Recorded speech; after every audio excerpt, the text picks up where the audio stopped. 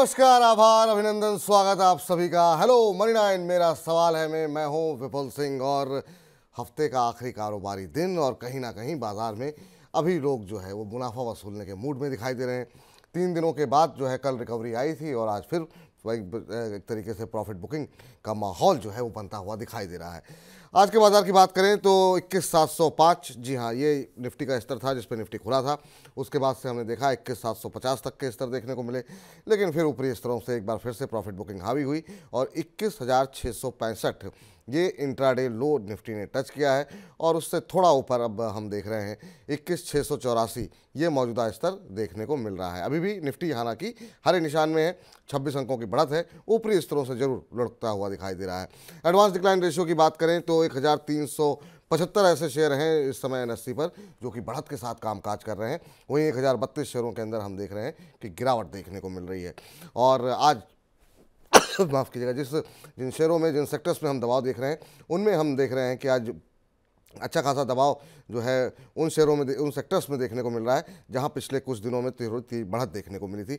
बैंकों में अब थोड़ी सी सुस्ती दिखाई दे रही है, 0.25% के आसपास की गिरावट बैंक इंडेक्स में देखने को मिल रही है। फार्मा जो कि लगातार चल रहा था वहां हम देख रहे हैं कि आज गिरावट 0.25% के आसपास की देखने को मिल रही है। चमक क्या रहा है? चमक रही है रियल्टी, चमक रहा है मेटल जिसमें ½ की बढ़त है। मीडिया शेयरों में अच्छी बढ़त देखने को मिल रही है। IT इंडेक्स जो है फिर से रिकवरी 2-3 दिनों की गिरावट के बाद आज यहाँ पर 100% की मजबूती देखने को मिल रही है IT इंडेक्स के अंदर। अब बड़ा सवाल ये कि इस तरह के उतार चढ़ाव भरे बाजार में किस तरीके से रणनीति बनाई जाए, अगले हफ्ते कैसा रह सकता है बाजार, क्या अभी बाजार में पोजीशन लेनी चाहिए या एक बार फिर से थोड़ा सा किनारे होकर के बैठ करके देखना चाहिए, कंसोलिडेशन का फेज पूरा होने का इंतजार करना चाहिए। इन्हीं सब सवालों के जवाब अगले 1 घंटे में हम तलाशेंगे।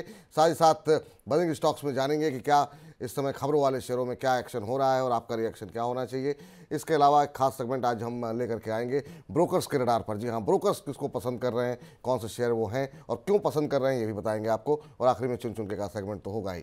तो बने रहिए अगले 1 घंटे हमारे साथ और अब रूबरू कराते हैं आज के खास मेहमान से। और इधर हम लगातार फंडामेंटल व्यू पे बातचीत कर रहे थे। आज चार्ट्स पे बाजार कैसा लग रहा है ये हम समझेंगे हमारे टेक्निकल एनालिस्ट नितलेश पावस्कर जी से। नितलेश जी, बहुत बहुत स्वागत आपका सर आज के इस कार्यक्रम में शामिल होने के लिए। 9 वर्ष की बहुत बहुत शुभकामनाएं आपको। और सबसे पहले तो बाजार पे ही आपकी राय जानना चाहेंगे कि इन लेवल्स पे जब हम देख रहे हैं कि बाजार नीचे भी नहीं जा रहा है लेकिन बहुत तेज़ी के साथ ऊपर भी नहीं जा रहा है, एक कंसोलिडेशन देखने को मिल रहा है, आपकी राय क्या होगी? जी, सभी पहले दर्शकों को एक नववर्ष की हार्दिक शुभकामनाएं, आपको भी और आपकी टीम को भी। आने वाला जो साल है वो आपके लिए प्रॉफिटेबल रहे। 2023 में जो आपने प्रॉफिट कमाया हो उसको बढ़ाए और साथ साथ वो, और इसमें आपको प्रॉफिट में क्या हो, इजाफा हो, बस यही ईश्वर से प्रार्थना है।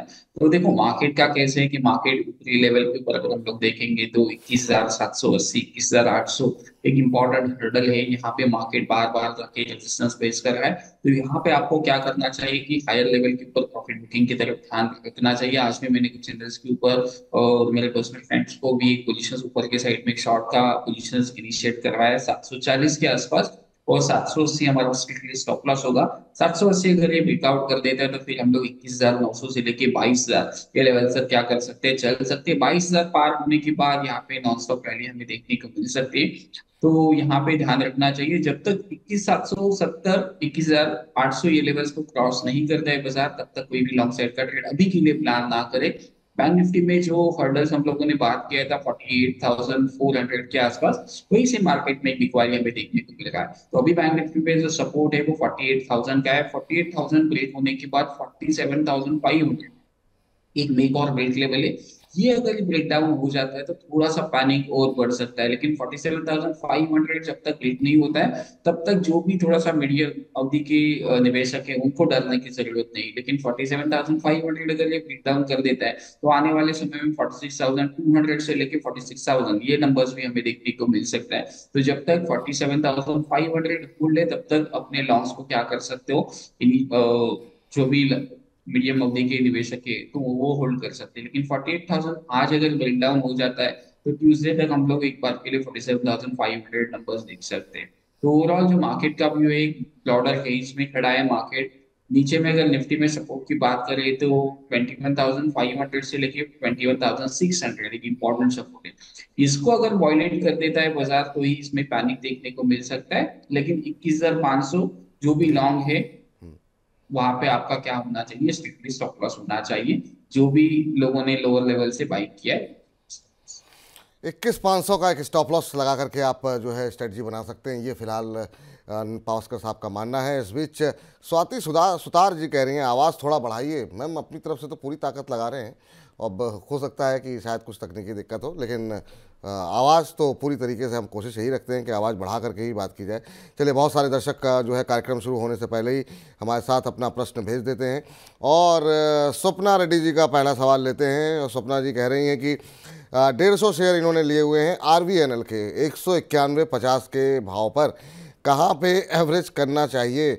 और RVNL पे हम आपको बता दें कि लगातार खबरें देखने को मिल रही हैं। कल भी हमने इसको अपने जो है बजिंग स्टॉक्स में सेगमेंट में डिस्कस किया था, और ये कंपनी ने एक जेवी की हुई है, उस जेवी के ज़रिए कंपनी को ठीक ठाक ऑर्डर मिला थे, और उसके चलते एक रुझान सकारात्मक देखने को मिल रहा था।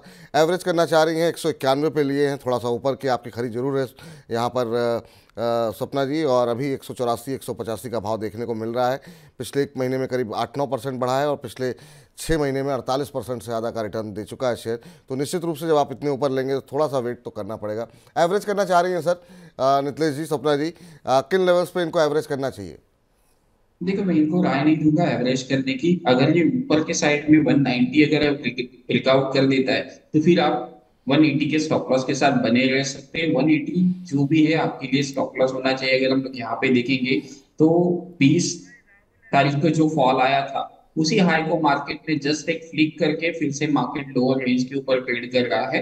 तो यहाँ पे अगर मार्केट में 190 के ऊपर ये ट्रेड करना चालू कर देता है, तो यहाँ पे एक अच्छा खासा मुनाफा हो सकता है आपको। अगर चाहिए तो 190 के ऊपर आप फिर से पोजीशंस को ले सकते हो, और 180 के स्टॉप लॉस के साथ। अगर आपको फ्रेश कुछ ऐड करना होगा तो लोअर लेवल जो होगी वो 140 से लेके 150, यही जोन इसमें आपको देखने को मिल सकता है। अदरवाइज यहाँ पे कोई भी ऐड करने की मेरी राय नहीं है। हम्म, फिलहाल ऐड नहीं करने की सलाह है आपके लिए, ये फिलहाल राय निकल करके आती हुई। चलिए अगले दर्शक के पास चलते हैं, और इस समय हमारे साथ राहुल जी जुड़ चुके हैं फोन लाइन पर। राहुल जी नमस्कार। नमस्कार सर। नमस्कार राहुल जी, कहाँ से बोल रहे हैं आप? के 60 शेयर है सर। जी, दिल्ली कौन से? बोल रहे हैं, इंडियन शेल्टर। आवाज़ थोड़ी सी कट रही है आपकी, एक बार फिर से बताएंगे? Indian shelter home? जी सर, इंडियन शेल्टर के 60 शेयर है हमारे पास। अच्छा अच्छा 494 की खरीदी है सर। अच्छा। क्या किया जाए सर, होल्ड किया जाए लॉन्ग टर्म के कितने लिए? समय पे कितने समय पहले लिए थे आपने? सर उसमें मिले थे हमें आईपीओ में। अच्छा, आईपीओ में ही मिले थे आपको, और कितने समय तक होल्ड कर सकते हैं आप इसे? सर आप जब तक बोलेंगे। चलिए ठीक है, अभी तो आपको, चलिए ठीक है, यहाँ पर जो है करीब 50 रुपये के आसपास पर शेयर का प्रॉफिट हो रहा है इंडियन शेल्टर होम में। 494 की आपकी खरीद है, 543 का भाव अभी देखने को मिल रहा है। हालांकि बहुत ज़्यादा लोग उत्साहित नहीं थे उस समय इंडियन शेल्टर होम को लेकर के कि मतलब कितने लंबे समय के लिए रखा जाए, लेकिन अब चूँकि चार्ट्स के अवेलेबल नहीं हैं और आज तकनीकी रूप से बाज़ार को देखते हैं नितलेश जी, फिर भी जितने चार्ट्स अवेलेबल हैं मैं चाहूँगा कि एक टिप्पणी अगर नितलेश जी करना चाहें इस पर। सर, हाल में लिस्टिंग हुई है कंपनी की, बहुत ज़्यादा आपके पास भी इतिहास इसका मौजूद नहीं है, तो क्या सलाह देंगे इनको आप? देखो, इनको मैं एक स्टॉप लॉस सजेस्ट करूंगा। जो स्टॉप लॉस हम लोगों ने लिस्टिंग डे के आसपास जो एक लो लगाया था 530 के आसपास, तो वही आपका क्या होना चाहिए, स्टॉप लॉस होना चाहिए। क्योंकि अगर हम लोग बार बार देखेंगे तो 530 से बाउंस बैक कर गए 2 जनवरी 3 जनवरी के आसपास में, मतलब 4 जनवरी। वही जगह पे आके मार्केट क्या करने की कोशिश कर रहा है, सपोर्ट करने की कोशिश कर रहा है। तो आपको एक ही मैं राय देना चाहूंगा, 530 के नीचे अगर ये निकलता है तो एक बार के लिए हल्के हो जाइए। 530 के ऊपर फिर से अगर आता है मार्केट, तो फिर से आप क्या कर लेना, इसमें एंट्री कर लेना। लेकिन 530 के नीचे थोड़ा सा स्टॉक में वीकनेस हमें देखने को मिल सकता है। हम्म, तो ये राय आपके लिए फिलहाल निकल करके आती हुई। और इस बीच सुनीता चौधरी जी कह रही हैं नमस्कार श्रीमान जी, विपुल जी नमस्कार। सुनीता जी, कैसी हैं आप? और अच्छा लगता है कि आप लोग नियमित रूप से कार्यक्रम में जुड़े रहते हैं, तो बहुत बहुत धन्यवाद आपका। और इंडिया शेल्टर पे ही पवन सिंह सिसोदिया का भी सवाल है, तो पवन जी आपको भी उम्मीद करते हैं कि उत्तर जो है वो मिल गया होगा। इसके अलावा सतवंत राठौर जी का प्रश्न ले लेते हैं, और ये कह रहे हैं मेरे पास इंडिया बुल्स रियल्टी के 500 शेयर हैं और इनकी खरीद है 70 रुपये के एवरेज इन्होंने किए हुए हैं। कह रहे हैं कि आपने मेरे सवाल पे आपने 90 रुपये का टारगेट दिया था, अभी क्या करूं? तो 70 की इनकी एवरेज है इंडिया बुल्स रियल्टी पे। इनकी पहले प्रश्न शायद पूछ चुके हैं, मुझे नहीं पता उस समय गेस्ट कौन थे। तो 90 का इनको लक्ष्य दिया गया था, अब 97 के आसपास चल रहा है। प्रॉफिट में है sir India bulls real estate. आज भी हम देख रहे हैं कि पूरा जो है रियल्टी पैक में काफ़ी शानदार जो है वो तेज़ी देखने को मिल रही है। अभी क्या करना चाहिए sir India bulls real estate के ऊपर? होल्ड करें अभी, या फिर चूंकि 98 के आसपास का लेवल आ चुका है, लगभग 100 के आसपास, आज 4% की तेज़ी अभी भी देखने को मिल रही है शेयर के अंदर, और इनकी खरीद जो है वो काफ़ी नीचे की है, 70 रुपये के आसपास की है, तो करीब 28 रुपये इनको पर शेयर बन रहे हैं। क्या सलाह रहेगी आपकी? देखो, मेरे हिसाब से जितना मुझे याद है, आई थिंक मैंने ही टारगेट 90 रुपीज का दिया होगा, क्योंकि मैंने कुछ क्लाइंटों को पोजीशंस भी ऑलरेडी दिलवाया था 68 रुपीज 70 रुपीज के आसपास। तो हम लोगों ने कुछ 95 रुपीज के आसपास क्वांटिटी बुक किया है। तो बाकी की क्वांटिटी आप ट्रेडिंग बेसिस के स्टॉप लॉस के साथ रख सकते हो। 90 रुपीज का आपका स्ट्रिक्टली स्टॉप लॉस रख लेना। 103 अगर ये क्रॉस कर लेते हैं तो फिर इसमें एक बड़ा रेटिंग हमें देखने को मिल सकता है स्टॉक में। तो यहाँ पे मेरे हिसाब से 50% क्वांटिटी बुक कर लो और 90 रुपीज का स्ट्रिक्टली स्टॉप लॉस यहाँ पे मेंटेन। जी, चलिए इस बीच जो है मोटो जोशी जी का सवाल ले लेते हैं, और कह रहे हैं कि विपुल जी नमस्कार। नमस्कार जोशी जी, आपको भी। कह रहे हैं आज जल्दी क्वेश्चन लगा दिया है, लंच भी स्किप कर दिया है। तो लंच स्किप करके आप बिल्कुल सवाल मत पूछिए, लंच आराम से कर लीजिए, सवाल पूछिए। और मुझे याद है कि आपने यही प्रश्न पिछले कुछ दिनों पहले पूछा था और इसको हमने डिस्कस भी किया था, लेकिन फिर भी चूंकि आपने अपना लंच स्किप किया है तो आपका सवाल ले लेते हैं। सर प्रदीप फॉस्फेट के ऊपर इनका प्रश्न इन्होंने भेजा हुआ है, और इन्होंने लिए हुए हैं प्रदीप फॉस्फेट के 1500 शेयर, और 79.70 इस लेवल पे इनकी खरीद है। अभी अगर हम प्रदीप फॉस्फेट की बात करें तो जो है 79.70 बिल्कुल वही रेट है जिस पे इन्होंने ख़रीदा हुआ है। तो ब्रेक इवन पे हैं। आज 1.5% टूटा हुआ है शेयर। हालांकि अगर हम देखें तो रैली काफ़ी अच्छी आ चुकी है इस शेयर के अंदर, 19-20% की रैली जो है एक महीने के अंदर देखने को मिली है। तो वैसे में चूँकि इनकी खरीद थोड़ी सी ऊपर की हो गई है, क्या स्ट्रेटजी इनके लिए रहनी चाहिए? क्या कोई ब्रेकआउट जैसी स्थिति दिखाई दे रही है, या अभी इनको निकल जाना चाहिए? ब्रेक इवन पे है सर ये। तो देखो, यहाँ पे 74 से लेके 76 एक इम्पोर्टेंट जोन है। इसके नीचे जाता है तो एक बार के लिए हल्के हो जाइए। 77 रुपीज के ऊपर जब तक ट्रेड कर जाए तब तक आप इसमें पोजीशंस को लॉन्ग रख सकते हो। आई थिंक मेरे हिसाब से मैंने इस स्टॉक के बारे में डिस्कस भी किया था, और यहाँ पे मैंने कहा भी था कि 74-75 अगर ये निकलता है तो 90 से लेके 100 रुपीज तक चल सकता है। 83 का अभी यहाँ पे हाई लगाया है उसने। तो आप एक चीज का ध्यान रखना, अभी के लिए तो 77 का एक स्टॉप लॉस रख लेना। 77 के नीचे अगर जाता है तो एक बार हल्के हो जाना, लेकिन 77 के नीचे अगर ये स्टॉक नहीं जाता है तो 90 से लेके 100 रुपीज ये आपको टारगेट देखने को मिल सकती है, क्योंकि सितंबर 2022 के बाद इस स्टॉक ने ब्रेकआउट दिया है। मेरे हिसाब से ब्रेकआउट सस्टेन होना चाहिए, स्टॉक यहाँ से थोड़ा सा फिर से एक बाउंस दिखा सकता है। तो 77 आपका स्टॉप लॉस होना चाहिए। जी, तो ये आपके लिए फिलहाल राय निकल कर के आती हुई। सकीम अजमल साहब कह रहे हैं कि सर आज उम्मीद है कि आप सवाल ले लेंगे। बिल्कुल लेंगे सर आपका सवाल, लेकिन जरा इस समय विद्यापति जी हमारे साथ मौजूद हैं, फ़ोन लाइन पर इंतजार कर रहे हैं, तो उनसे थोड़ी सी बातचीत कर लेते हैं। विद्यापति जी नमस्कार। नमस्कार विपुल जी। कैसे हैं विद्यापति जी? मैं नासिक से बोल रहा हूँ, वरिष्ठ नागरिक हूँ। बहुत अच्छी बात है सर, और पूरे सम्मान के साथ आपको चरण स्पर्श है। क्या करते, अब तो रिटायर हो गए सर आप? रिटायर हो गया हूँ, कब से 20 साल से रिटायर हो गया हूँ। और मैं एक बात और कहना चाहूंगा जरूर, एक अपने मनी लाइन का मैं हमेशा का दर्शक हूँ। अरे सर बहुत बहुत और हाँ, और मनी लाइन जो है वो एक दीपस्तंभ की जो है वैसा है कि इस भूल भुलैया में दीपस्तंभ जैसे प्रकाश दिखाता है जहाजों को, वैसे मनी लाइन हम जैसे को जहाज प्रकाश दिखाता है। आपके जो शब्द है ना सर, इतनी ऊर्जा दे रहे हैं इस समय कि मतलब फिर लगता है कि नहीं, वाकई में हम लोग सही दिशा में आगे बढ़ रहे हैं। और आप जैसे लोगों का भरोसा, आप जैसे लोगों का प्यार ही हम लोगों को निरंतर हर रोज़ जो है प्रेरित करता है कि लगातार कुछ बेहतर किया जाए, कुछ अच्छा किया जाए। बहुत अच्छा लगा सर कि आप कार्यक्रमों को पसंद कर रहे हैं। कैसे लग रहे हैं वैसे मनी लाइन के कार्यक्रम आपको? सब अच्छा। और मैं शाम का वो मनी सेंट्रल भी हमेशा देखता हूँ, हर रोज देखता हूँ। बहुत अच्छी बात सर, हम भी देखते हैं उसको, और जो है कभी कभी मुझे करने का भी मौका मिलता है अंशुमान सर के साथ, तो बड़ा अच्छा लगता है। आज बताइए क्या प्रश्न पूछना चाह रहे हैं आप? मैंने पूछा है कि मैं विप्रो मैंने 640 पे 24 शेयर लिए हुए हैं, और मैं 5 साल तक उसको रखना चाहता हूँ जी। और मेरा पूरा पोर्टफोलियो जो है वो मैंने अपनी पोती के लिए तैयार कर रहा हूँ, यानी लॉन्ग टर्म का है मेरा पोर्टफोलियो। अच्छा। तो इसका फंडामेंटल और इसका अगर ऐड करना है तो मैं कहाँ करूँ, इसका फ्यूचर क्या है? आपने 640 के भाव पे लिए हैं ना? जी हाँ, जी हाँ। ठीक है। सर देखिए, फंडामेंटल के बारे में बात की जाए तो निश्चित रूप से 2023 जो है वो उतना अच्छा नहीं रहा जिस तरीके से वैश्विक स्थिति रही, और अमेरिका में और कई जगहों पर मंदी की बातें के बारे में लोग बात करने लगे। थोड़ा सा आर्थिक स्थिति थोड़ी सी कमज़ोर होती हुई दिखाई दी अमेरिका की। उसके चलते हमने देखा कि आईटी शेयरों में अच्छी खासी गिरावट देखने को मिली थी। अभी अगर हम देखें तो बहुत सारे फंडामेंटल जानकारों का ये मानना है कि अब रिकवरी की उम्मीद की जा रही है, तो उम्मीद कर रहे हैं कि 2024 जो है वो आईटी कंपनियों के लिए बेहतर रहे। आपकी खरीद से काफ़ी नीचे आ चुका है। टेक्निकल चार्ट्स पे क्या कुछ कह रहे हैं नितलेश जी, उनसे पूछते हैं। सर, विप्रो के ऊपर आपकी राय जानना चाहेंगे। आज 2-3 दिन की गिरावट के बाद आज थोड़ी सी रिकवरी है आईटी शेयरों में और विप्रो 1.25% के आसपास की बढ़त दिखा रहा है। आपकी सलाह क्या रहेगी विप्रो के ऊपर? देखिए, स्टॉक में मैंने कंटिन्यूअसली बाय रिकमेंड किया है 360 380 के आसपास। तो हाई लेवल पे 480 के आसपास वहां से थोड़ा सा प्रॉफिट बुकिंग हमें देखने को मिला था।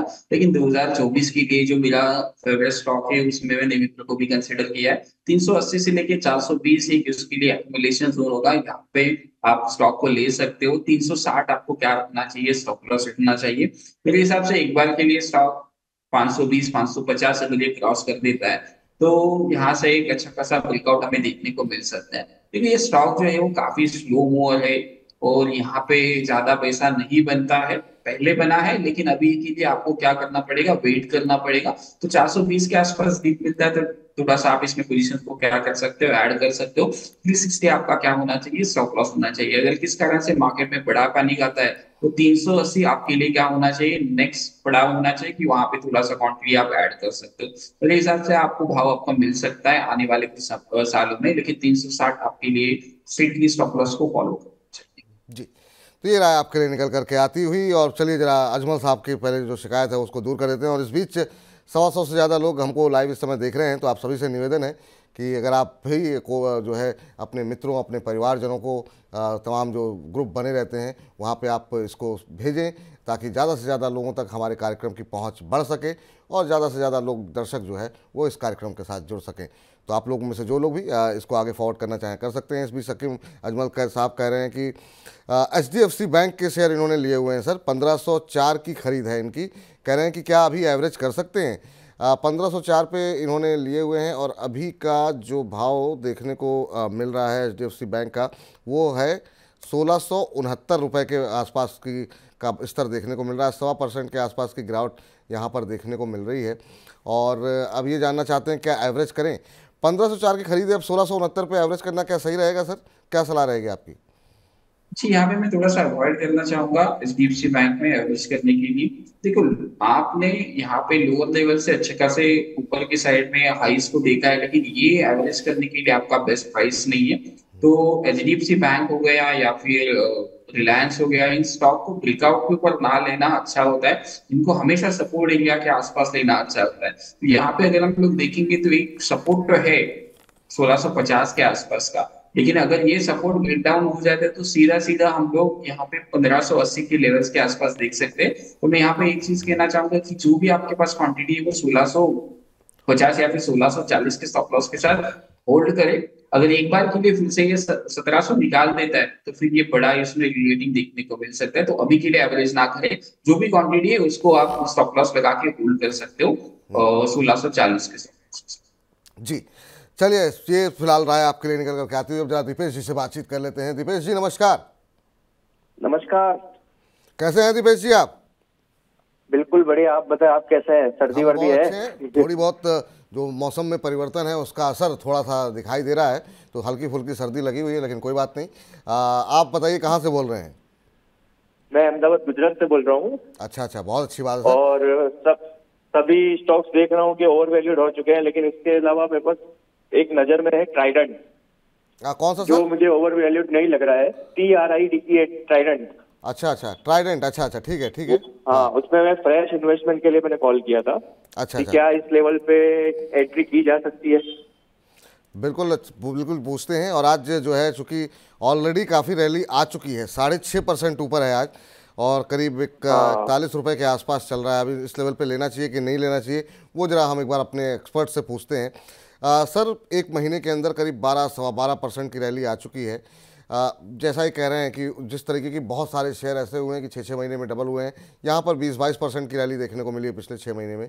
अभी इन लेवल्स पे क्या करंट भाव पे एंट्री कर सकते हैं, या फिर अगर एंट्री करना चाह रहे हैं तो किस लेवल पे करनी चाहिए? जी डेफिनेटली यहाँ से थोड़ा सा मोमेंटम स्टॉक में बन रहा है। मैं भी इसको क्लोजली ट्रैक कर रहा था। 37.5 के आसपास का ब्रेकआउट का लेवल था, लेकिन थोड़ा सा मैं थोड़ा सा ये छोटे टिकट काउंटर के ऊपर ज्यादा फोकस नहीं करता, तो इस वजह से मेरे से वो मिस हो गया था, क्योंकि ये मेरे वॉच लिस्ट में है। तो 37.5 के ऊपर अच्छा खासा स्टॉक ने ब्रेकआउट है, तो स्टॉक को ले सकते हैं, लेकिन कम क्वांटिटी में लेना। ऐसा नहीं कि ये छोटा काउंटर है इस वजह से मैं पूरा का पूरा पूंजी इसमें डाल दूं या फिर बड़ी क्वांटिटी को ले लूं। तो यहाँ पे थोड़ा ले सकते हो, और अगर इस कारण से गिरावट आती है 38.50 के आसपास, थोड़ा सा ले सकते हो। 35 रुपीज आपका स्ट्रिक्टली स्टॉप लॉस होना चाहिए इस स्टॉक को। और एक ऊपर की साइड में एक फंडल है 42 से लेके 43 के आसपास, अगर इसको ये निकाल देता है तो वीकली चार्ट के ऊपर एक ब्रेकआउट का कंफर्मेशन हो जाएगा। फिर ये स्टॉक में अगर हम लोग देखेंगे तो तकरीबन 2022 के हाइस के ऊपर ट्रेड करना चालू करेगा, जून के जो हाइस थे उसके ऊपर। तो फिर ये स्टॉक में बड़ा मोमेंटम पॉसिबल है। स्टॉक पहला 48 का एक हर्डल है, उसके बाद 58 तक स्टॉक ये चल सकता है। तो आपको बस एक ही चीज का ध्यान रखना पड़ेगा, अपनी पोजीशन साइजिंग कंट्रोल रखना पड़ेगा, और नीचे में 35 रुपीज का स्टॉप। जी चलिए, इस बीच जो है जगदेव शेखो जी का सवाल है। कह रहे हैं सर मेरा जवाब बता दो, बहुत अर्जेंट है। चलिए ठीक है, आपका सवाल भी ले लेते हैं सर। कह रहे हैं मेरा नाम जगदेव सिंह है और मेरा सवाल है कि मेरे पास आईपीओ में मुथूट माइक्रो फाइनेंस के 20 शेयर हैं 295 रुपये इसके, अभी क्या करें सर जी? मुथूट माइक्रो फाइनेंस थोड़ा सा लोगों को निराश किया, जितना बड़ा नाम था, नाम बड़े दर्शन छोटे वाली स्थिति यहाँ पर देखने को मिली थी, और उसके चलते जो है थोड़ी सी निराशा लोगों को हुई है। 251.80 ये इस समय का मौजूदा भाव देखने को मिल रहा है, और आपकी खरीद है 295 की। तो निश्चित रूप से अभी आप नुकसान में हैं और थोड़ा सा आपके अंदर निराशा होगी। बहुत सारे लोग निराश हुए सर। हालांकि यहाँ पर भी वही स्थिति है कि आप चूँकि चार्ट्स देखते हैं और चार्ट ज़्यादा अवेलेबल हैं नहीं, लेकिन कुछ अगर आपने देखा सुना हो, अगर आपने ट्रैक किया हो, तो मुथूट माइक्रो फाइनेंस पे जगदेव सिंह जी आपकी राय जानना चाहते हैं। देखो यहाँ पे अगर हम लोग देखेंगे तो 240 250 एक इंपॉर्टेंट एरिया, जिसको साइकोलॉजिकल नंबर कह लो 250 के आसपास, तो वहां से 10 पॉइंट बफर। तो 240 अगर ये ब्रेक डाउन हो जाता है तो यहाँ से आपको निकलना चाहिए। फिर देखेंगे कि 190 को ब्रेक डाउन करके फिर अगर ये 200 को ऊपर निकलता है तो नीचे में आपको 10 पॉइंट का स्टॉप लॉस मिलेगा, जहाँ पे 200 के नीचे सब लोग बेरिश हो जाएंगे, तो वहां से एक मोमेंटम देखने को मिलेगा। तो ये चीज मैं बार बार क्यों कह रहा हूँ कि आईपीओ का जो लो पॉइंट है वो लिस्टिंग डे का काफी इंपॉर्टेंट होता है। इसके पहले भी मैंने काफी शोज में एक चीज कही थी, अगर आप कहोगे तो एलआईसी के आसपास भी 840 का लो लगा था, जैसे ही उसका ब्रेकडाउन हो गया, नाइका हो गया, पेटीएम हो गया, जो आईपीओ का लिस्टिंग डे जो होता है उसका जो लो होता है वो काफी मैटर करता है। वहां पे एक चीज हमें देखने को मिलती है कि वहां पे कौन निकलना चाहता है या फिर वहां से एक मोमेंटम आता है, तो वो चीज आपको ध्यान में रखना चाहिए आगे के समय में। जब भी आप आईपीओ में ट्रेड करोगे और वहां पे लिस्टिंग डे का अगर लो ब्रेक डाउन हो जाता है तो वहां से आपको क्या करना चाहिए, एग्जिट कर लेना चाहिए। इस बीच सपना जी का प्रश्न आया है, सपना जी का प्रश्न ले लेते हैं। सपना जी कह रही हैं कि इनके पास पतंजलि फूड्स के शेयर हैं जो कि 975 रुपये के भाव पर इन्होंने एवरेज किए हुए हैं, तो कई चरणों में इन्होंने लिया हुआ है, और अब इनका औसत जो है वो पतंजलि फूड का आ रहा है 975 रुपये के आसपास, और अभी चल रहा है 1594, तो अच्छे खासे मुनाफे में है। आज ज़रूर ये शेयर थोड़ा सा लुढ़का हुआ है, आधे % के आसपास की गिरावट यहाँ पर देखने को मिल रही है। पतंजलि फूड्स चार्ट्स पे कैसा लग रहा है सर? बीच में हमने देखा था कि थोड़ी गिरावट आई थी, लेकिन अब जो है रैली में है शेयर, और इनको अच्छे खासे मुनाफे भी हो रहे हैं, करीब 600 रुपये पर शेयर से ज़्यादा का इनको मुनाफा हो रहा है। आपकी राय क्या रहेगी? कह रही हैं कि अभी होल्ड करना चाहिए या फिर निकल जाना चाहिए? देखो यहाँ पे आप 60% प्रॉफिट को बुक कर लो, और बाकी का जो स्टॉप लॉस है जो 2020 जून 2020 में जो हाइज लगे थे 1500 के आसपास, फिर वहां पे अटेम्प्ट हुआ 13 सितंबर 2022, और उसके बाद नवंबर में भी अटेम्प्ट हुआ, और यहाँ पे अगर हम लोग देखेंगे तो इस जोन के ऊपर 1500 के जोन के ऊपर कंफर्टेबली अभी क्या कर रहा है, काफी दिनों से मार्केट क्या कर रहा है, कंसोलिडेशन कर रहा है। तो यहाँ पे एक चीज का ध्यान रखना पड़ेगा, ये एक्यूमुलेशन जोन है या फिर डिस्ट्रीब्यूशन जोन है, यहाँ पे कहना तो थोड़ा सा मुश्किल होगा। तो बेटर है कि आप यहाँ पे 60% क्वांटिटी बुक करें, तो 1500 का ट्रेलिंग स्टॉप लॉस है। और बाकी का क्वांटिटी अगर ये 1650 के ऊपर निकल देता है तो 1800 से लेके 2000 ये टारगेट भी क्या हो सकते हैं। लेकिन जो प्रॉफिट मिल रहा है उसको थोड़ा सा लॉकिंग करने की यहाँ पे जरूरत है। ठीक। अभिषेक जी का प्रश्न ले लेते हैं। अभिषेक कर्ण जी इनका नाम है और अभिषेक जी कह रहे हैं कि इनके पास अदानी पोर्ट्स में जो है 1010 में इन्होंने लिए हुए हैं, 101 शेयर लिए हुए हैं। कह रहे हैं मुझे होल्ड करना चाहिए या निकल जाना चाहिए। 1010 में लिए हैं सर। अदानी पोर्ट्स में कल काफ़ी सारी खबरें थी, हमने कल बजन स्टॉक्स में और अलग से भी इस पर चर्चा की थी। और ख़ास तौर से कंपनी बोर्ड ने जो दो बड़े फैसले लिए हैं, एक तो ये किया है कि 5000 करोड़ रुपए एनसीडी के ज़रिए जुटाने की मंजूरी दी है, और दूसरी बड़ी खबर ये थी कि अब जो गौतम अदानी जी के सुपुत्र हैं उनको जो है कंपनी ने एमडी बनाने का फैसला किया है, सीईओ से एमडी कर दिया गया। हालांकि चेयरमैन पद पर गौतम अडानी बने रहेंगे। तो ये दो डेवलपमेंट रहे थे कल, और उसके चलते शेयर मोमेंटम में था। आज भी शेयर मोमेंटम में है। 52 वीक हाई, नया 52 वीक हाई बनता हुआ दिखाई दे रहा है। 1157 का स्तर देखने को मिल रहा है। कहाँ पे एग्जिट करना चाहिए सर? 1010 के भाव पे लिए हैं, 1157 रुपये अभी जो है भाव देखने को मिल रहा है। आज 3% ऊपर है शेयर। किन लेवल्स पे एग्जिट करना चाहिए?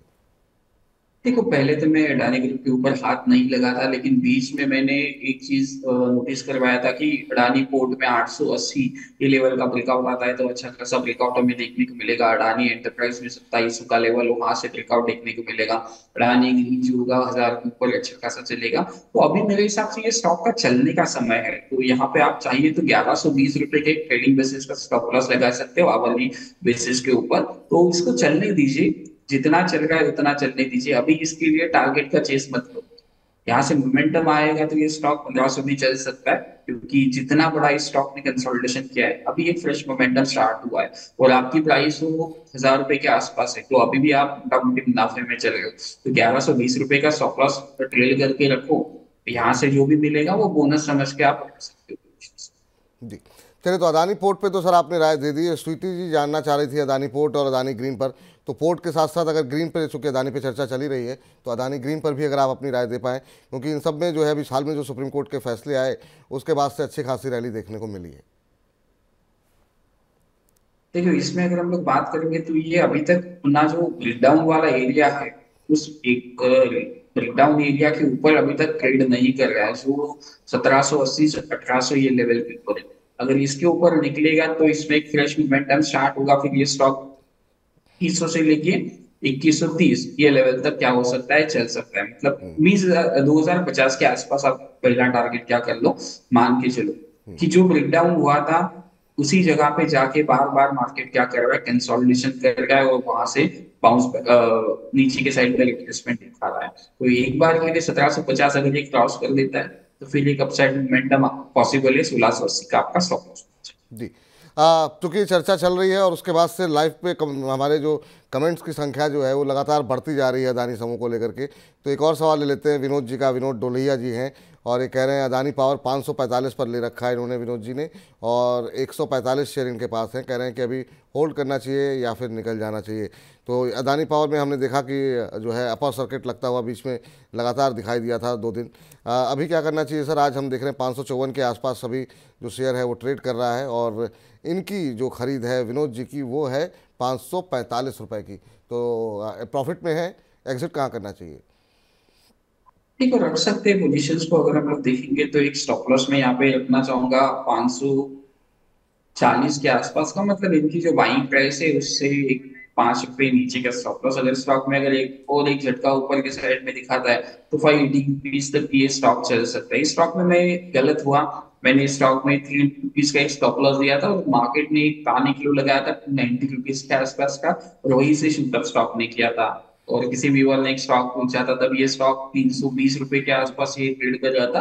तो मैंने एक स्टॉप लॉस सजेस्ट किया था 300 रुपीज का, और एक ही दिन में उसने एक जस्ट टच करके ये ब्रेकआउट दिया। जी, स्वीटी जी आपका प्रश्न हो गया है। एक बार आप जरा पीछे आकर देखेंगे, अदानी ग्रीन पे डिटेल में भी हम लोगों ने थोड़ी सी चर्चा की है, तो अगर आप देखेंगे तो आपको उत्तर जो है वो मिल जाएगा। और भी बहुत सारे सवाल हैं। अगले दर्शक हमारे साथ भी जुड़ चुके हैं, उनसे ज़रा बातचीत कर लेते हैं। राजेश जी हमारे साथ मौजूद हैं। और राजेश जी नमस्कार। ओह, लगता है संपर्क राजेश जी से टूट गया। चलिए, हो सकता है दोबारा वो कॉल करें तो फिर हम उनसे दोबारा संपर्क करते हैं। लेकिन इस बीच एक प्रश्न जो है वो बार बार इरफान जी पूछ रहे हैं, इरफान खान साहब, इरफान खान साहब के बड़े हम भी फ़ैन रहे, बड़े अच्छे एक्टर रहे और वाकई में आपका नाम इरफान खान है तो उससे उनका जिक्र याद आ गया। और दुनिया में वो नहीं है लेकिन उनके अभिनय की वाकई में बहुत शानदार अभिनय उनका रहता है। सर इनका प्रश्न ये है कि मेरा क्वेश्चन एक बार ले लीजिए। मैंने अपने पोर्टफोलियो के बारे में जानना चाहता हूँ जिसमें 73% स्मॉल कैप हैं, 20% हैं और स्मॉल कैप हैं 20%, 7% लार्ज कैप हैं।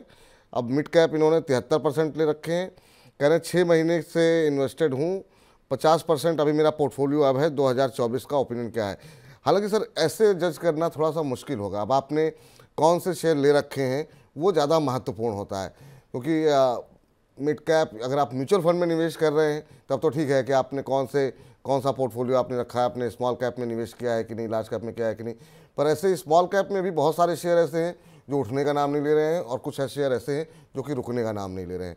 तो ऐसे मुझे लगता है नीतीश जी के लिए थोड़ा सा मुश्किल होगी, लेकिन फिर भी नीतीश जी क्या सलाह रहेगी इनके लिए? सर एक बार के लिए एक दो स्टॉक का नाम रिपीट कर सकते हैं? इन्होंने स्टॉक एक भी नहीं लिखे हैं। इन्होंने कहा कि मैंने 73% मिड कैप में लगाए हैं, स्मॉल कैप में 20% लगाए हैं, 7% लार्ज कैप में लगाए हैं। 6 महीने से मैं इन्वेस्टेड हूँ, 50% मेरा पोर्टफोलियो अप है। क्या मेरा जो पोर्टफोलियो है वो अच्छा है कि नहीं है, ये जानना चाह रहे हैं। देखो ये बताना थोड़ा सा मुश्किल होगा कि इन स्टॉक में आपने पोजीशंस लिया है। अगर स्टॉक्स का पता होता तो चार्ट्स देख के हम लोग कुछ ना कुछ बता सकते। देखो 50% अगर आपका पोर्टफोलियो अच्छा है तो आपने अच्छे स्टॉक ही लिए होंगे। तो यहाँ से एक बफर रख लेना। 15% अगर ये नीचे जाता है तो एक बार के लिए हल्के हो जाएंगे। आपने अच्छा खासे लेवल के ऊपर पोजीशन बनाई होगी और यहाँ से अगर मोमेंटम आ जाता है फिर से एक बढ़िया आपको तेजी फिर से देखने को मिल सकती है स्टॉक्स। ठीक, तो उम्मीद करते हैं सर आपको उत्तर मिल गया। और खान साहब, और म्यूचुअल फंड और शेयर बाज़ार बिल्कुल अलग अलग चीज़ें होती हैं।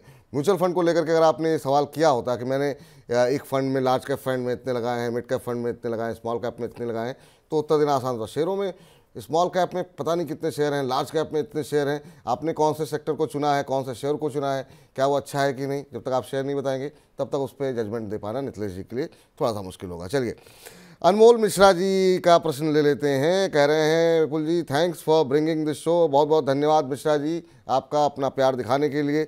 सेल के शेयर इन्होंने लिए हुए हैं, 112 शेयर इनके पास हैं सेल के, और 118 रुपये 20 पैसे पे लिए हुए हैं।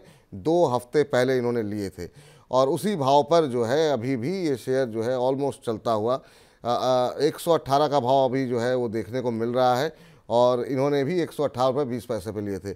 मेटल शेयरों में चमक थोड़ी सी बढ़ी है, जिस तरीके से सुस्ती देखने को मिली थी, लेकिन अभी जो है आज हम देख रहे हैं सेल के अंदर थोड़ा सा दबाव देखने को मिला। इस शेयर में भी हमने देखा कि सर एक रैली देखने को मिली थी।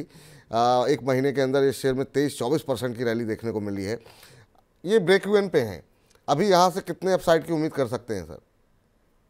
देखो कुछ क्लाइंट्स के पास मेरा पोजीशन है जिसमें हो सकता है मैंने 40 रुपीज के आसपास रिकमेंड किया है और उनको बोला है कि इसको छोड़ दीजिए और यहाँ से मोमेंटम आपको देखने को मिल सकता है। तो मेरे हिसाब से एक बार के लिए ये स्टॉक अगर आप चाहिए तो 108 के आसपास अगर आता है थोड़ा सा क्वांटिटी ले सकते हो। अगर आपका पोजीशन साइजिंग आप हैंडल कर सकते हो तो 105 रुपए आपका स्टॉप लॉस होना चाहिए।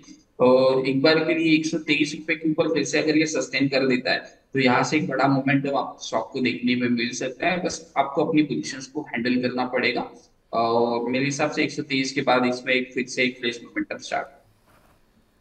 जी चलिए, इस बीच हमारे साथ राजेश महाजन जी दोबारा जुड़ चुके हैं। राजेश जी नमस्कार। हेलो नमस्कार सर, मैंने नेस्ले लिया है 2683 में। किस भाव पे लिया आपने? Nestle India. हाँ, किस भाव पर लिया है सर? नेस्ले इंडिया लिया है 2683 में। 2683 पे लिया है। और क्या नजरिया क्या है आपका सर? कितने समय तक होल्ड रखना है? 10 शेयर लिया है मैंने अभी शॉर्ट टर्म। हाँ अच्छा, चलिए ठीक है।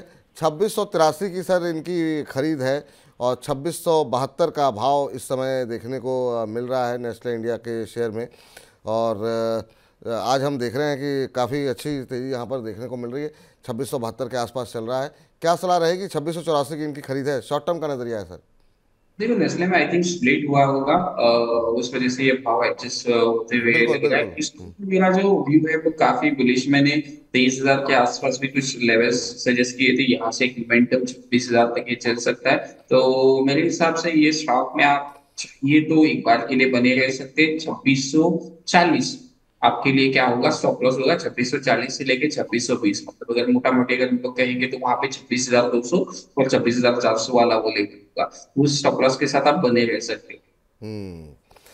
चलिए, तो ये राय आपके लिए है। किंग फैशन जी का भी लगातार प्रश्न आ रहा है, कह रहे हैं सर मेरा सवाल भी ले लीजिए। ले लेते हैं सर। हालांकि कोशिश तो मेरी यही रहती है कि कोई भी सवाल ना छूटे, और आप लोग इतनी शिद्दत से सवाल पूछते हैं, और आप एक बार भी पूछेंगे तो आपके सवाल का उत्तर मिल जाएगा। अब रहने दीजिए सर फैशन साहब।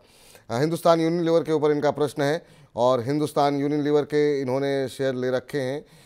2573 रुपये की एवरेज है इनकी, और इनका नज़रिया इन्होंने नहीं बताया कितने समय तक होल्ड कर सकते हैं, अभी रखना चाहिए या निकल जाना चाहिए, ये जानना चाह रहे हैं। तो फैशन जी का नाम हमें नहीं पता है, लेकिन फैशन के नाम से इन्होंने अपनी आईडी बनाई हुई है, और अपने प्रश्न का उत्तर जानना चाहते हैं। क्या सलाह रहेगी सर आपकी हिंदुस्तान यूनिलीवर पे, ख़ास तौर से तब आज हम देख रहे हैं कि अच्छी मजबूती जो है देखने को मिल रही है, ख़ास तौर से जितने भी एफएमसीजी शेयर हैं उसमें जो है, आपकी राय क्या रहेगी? देखो, इसमें बिल्कुल बने रह सकते हैं। स्टॉक में मेरा एक लेवल है ऊपर में, मैं देख रहा हूँ 2650।